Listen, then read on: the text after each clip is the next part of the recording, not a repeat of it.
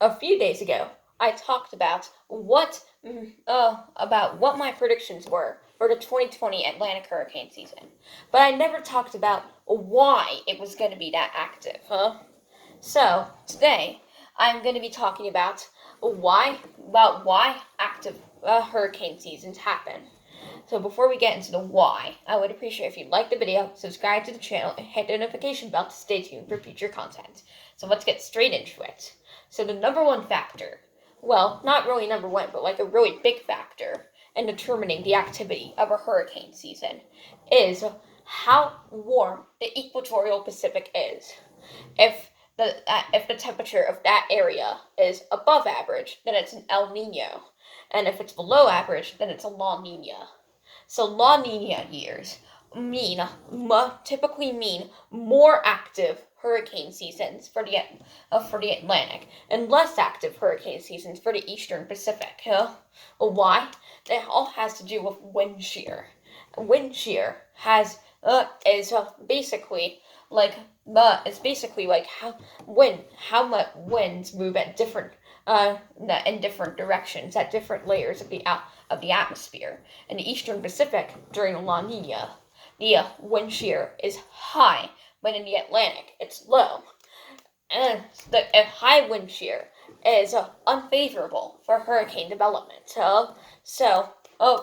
Because basically what happens is that a hurricane tries to form, but then the winds going in all different directions just tear the storms apart. So that's the main. That's another main factor when it comes to determining the activity of a hurricane season is sea surface temperature. So I've talked about this before, but sea surface temperatures greater than 80 degrees Fahrenheit or 27 degrees Celsius.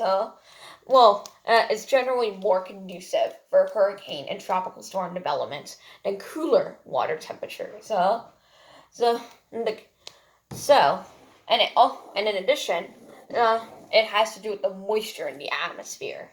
Though, if the atmosphere is if the atmosphere is really dry, then there's obviously almost no water to form clouds, let alone have enough clouds to organize into an organized storm, let alone those organized storms clump together and organize themselves to become a tropical storm or a hurricane. But if there's enough moisture in the air, then enough clouds can form to eventually make a tropical storm or hurricane.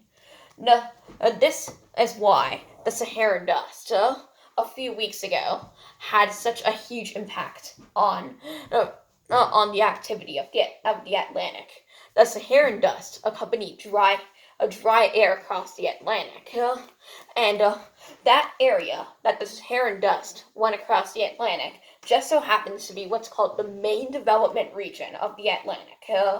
Basically, what happens in that region is that, like during peak hurricane season times, tropical waves move off of Africa, and once over the much more moist Atlantic, then they are able to organize into tropical storms and hurricanes.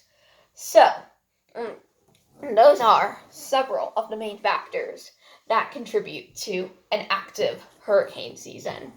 So I would appreciate if you like the video, subscribe to the channel, and hit the notification bell to stay tuned for future content. Thanks and have a great day.